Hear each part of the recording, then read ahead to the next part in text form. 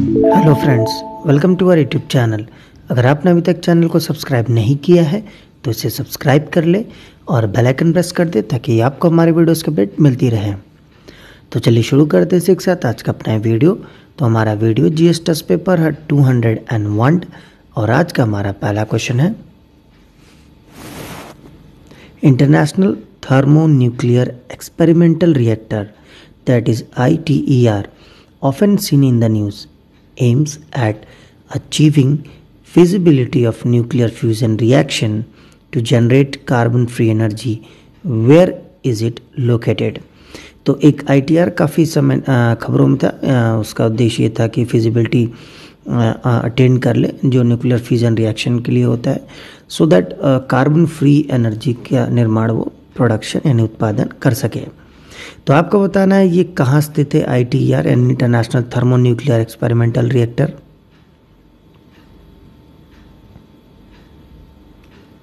तो उसका सही आंसर है डी, फ्रांस। ये फ्रांस में स्थित है। तो चलिए बढ़ते हैं एक साथ अपने अगले क्वेश्चन की तरफ। Question number 2, Which of the following statement regarding the Election Commission of India is correct? ECI के संदर्भ में दो स्टेटमेंट है, आपको बताना है कौन सा सही है। पहला है the ECI is a 5 member body and election commission of India एक 5 मेंबर की बॉडी है। सेकंड है election commission resolves the disputes relating to split और merge of recognised political parties. तो इलेक्शन कमीशन मदद करता है उन सभी स्प्लिट्स को या किसी तरीके के प्रॉब्लम्स अगर इलेक्शंस में रिलेटेड होती हैं तो उनको सॉल्व करने में बिटवीन द पॉलिटिकल पार्टीज। तो आपको बताना है इनमें से कौन सा स्टेटमेंट सही है।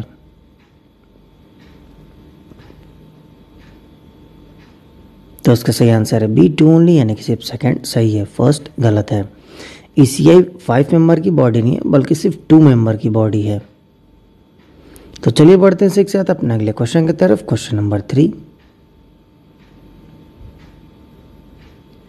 From the following sources of river water pollution which are non point resources. अगर रिवर पॉल्यूशन वाटर की बात करें तो इनमें से कौन सा ऐसा स्टेटमेंट है जो कि नॉन पॉइंट सोर्सेज में आता है। पहला है सरफेस ड्रेन्स कैरिंग म्यूनिसिपल सीवेजेस, यानी वो सरफेस जो कि म्यूनिसिपल सीवेजेस को कैरी करता है। सेकंड है run of from agricultural field, यानी किसी तरीके की एग्रीकल्चर फील्ड से रन ऑफ चीज़ें आई हों।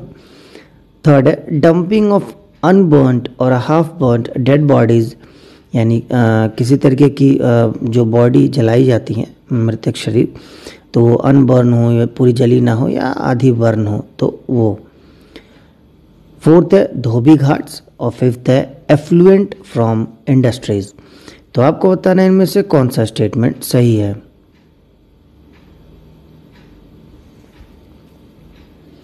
तो इसका सही आंसर है C, 2, 3 एंड 4, यानी कि run of from agricultural field, dumping of burned unburned and half burned dead bodies और धोबी घाट। तो चलिए बढ़ते हैं एक साथ अपने अगले क्वेश्चन की तरफ। Question number 4, consider the following pairs, match the following है। एक तरफ करेंसी है, एक तरफ इशूड बाय, यानी कौन सी करेंसी किसने इशू किया आपको बताना है। पहला है रुपया, issued by Shershah Suri. Second है tanka and jital, issued by Iltutmish. Third है fanam and tara, issued by Mohammad bin Tughlaq.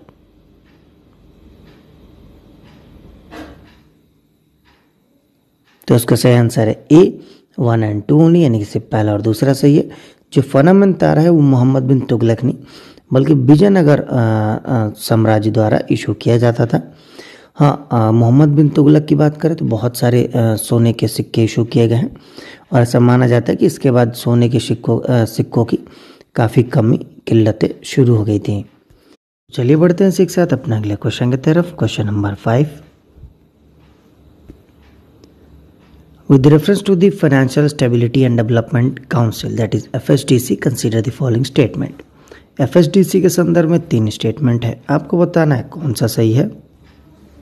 पहला है It aims to enhance inter-regulatory coordination among financial sector regulator authorities तो इसका मुख्य उद्देश्य यही कि जो इंटर रेगुलेटरी कोऑर्डिनेशन है फाइनेंशियल सेक्टर रेगुलेटर अथॉरिटीज़ के बीच में बनाए रखें।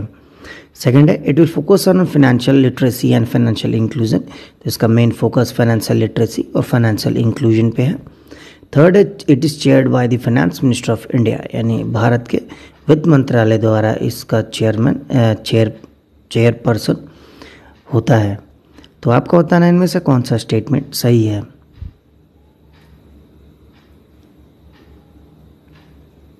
तो उसका सही आंसर है डी 1, 2 एंड 3, यानी कि तीनों स्टेटमेंट सही है। तो चलिए बढ़ते हैं इसी के साथ अपने अगले क्वेश्चन की तरफ। Question number 6, with reference to the corporate social responsibility consider the following statement. पहला है CSR is a statutory liability for the corporate entities in India, यानी कि CSR एक स्टैट्यूटरी लायबिलिटी है कॉर्पोरेट्स इंडियाज की। सेकेंड है CSR funds can be utilise by companies only in India and not abroad, यानी CSR यानी corporate social responsibility में जमा हुए फंड को कंपनी सिर्फ इंडिया में इस्तेमाल कर सकती है, ना कि विदेशों में। थर्ड है foreign companies are exempted from CSR obligation, यानी विदेशी कंपनियों को CSR से बाहर रखा गया है। तो आपको बताना है इनमें से कौन सा स्टेटमेंट सही है।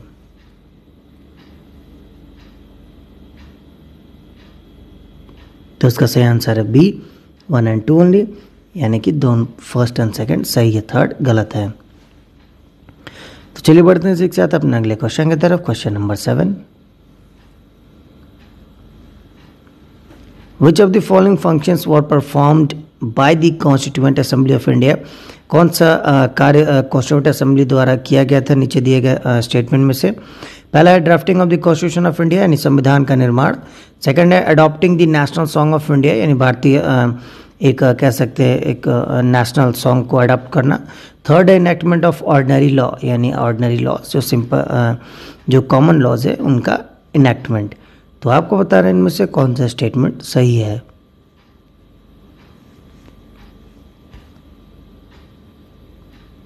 तो उसका सही आंसर है डी 1, 2 एंड 3, यानी कि तीनों स्टेटमेंट सही है।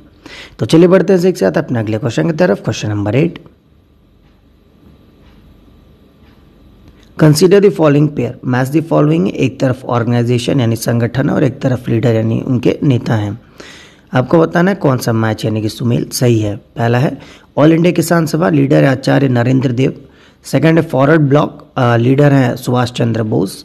थर्ड है communist party of India, leader है PC जोशी।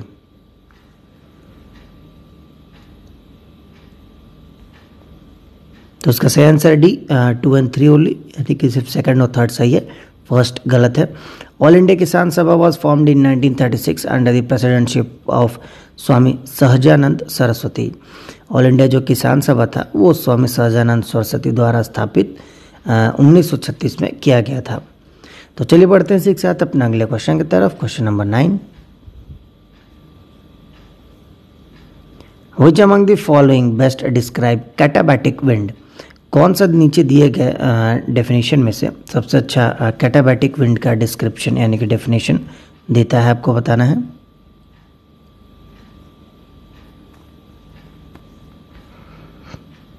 तो उसका सही आंसर है D wind in which the cooler air of the hills and ice fields drained into the valley, यानी वो हवाएं जो कि ठंडी जगहों से निकल के हिलीज एरियाज में आइस फील्ड की तरफ जो वैलीज हैं बेसिकली हिलीज एरिया की उनमें बहती हैं। तो चलिए इसी के साथ बढ़ते हैं अपने अगले और आखिरी क्वेश्चन की तरफ। Question number 10, which of the following statement is और आर करेक्ट, कौन सा स्टेटमेंट इनमें से सही है आपको बताना है। पहला है Womesh Chandra Banerjee was the first Indian to become the member of British parliament, यानी WC बनर्जी पहले भारतीय थे जो कि ब्रिटिश पार्लियामेंट के मेंबर बने। सेकंड है Satyendra Prasanna Sinha was the first Indian to become a member of viceroy council, यानी जो SP सिन्हा थे वो पहले इंडियन मेंबर थे जो कि वायसरॉय काउंसिल के मेंबर बने थे। थर्ड है GV Mavalankar was the first speaker of the central legislative assembly in independent India, यानी जो GV मावलंकर थे वो पहले आज़ाद भारत के स्पीकर सेंट्रल लेजिस्लेटिव असेंबली के बने थे। तो आपको बताना इनमें से कौन सा स्टेटमेंट सही है।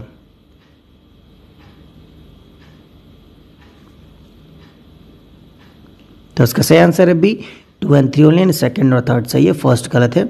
उमेश चंद्र बनर्जी ब्रिटिश पार्लियामेंट के नहीं बल्कि इंडियन नेशनल कांग्रेस के पहले अध्यक्ष थे। अगर ब्रिटिश पार्लियामेंट की बात करें मेंबर की, तो उसमें इनका नाम आता है दादा भाई नौरोजी का। दादा भाई नौरोजी पहले से भारतीय थे जो कि ब्रिटिश पार्लियामेंट के मेंबर बने थे। तो फ्रेंड्स, इसी के साथ आज का हमारा वीडियो समाप्त होता है। जाने से पहले हम आपको हमारा लास्ट वीडियो यानी जीएस टेस्ट पेपर जो 200 था उसका जो क्वेश्चन ऑफ द डे था उसका आपको आंसर बता देते हैं। तो क्वेश्चन ऑफ द डे था हमारा, in the context of medieval Indian history what is Hamzanama. अगर मध्यकालीन भारत इतिहास की बात करें तो हमजानामा क्या था आपको बताना है। तो उसका सही आंसर है C, it refers to the collection of miniature painting, जो छोटी छोटी पेंटिंग से उनका एक कलेक्शन मतलब उनकी एक किताब थी। तो चलिए इसी के साथ जाने से पहले आज के जीएस टेस्ट पेपर 201 का जो क्वेश्चन ऑफ द डे है वो आपको बता देते हैं। तो आज का हमारा क्वेश्चन ऑफ द डे है,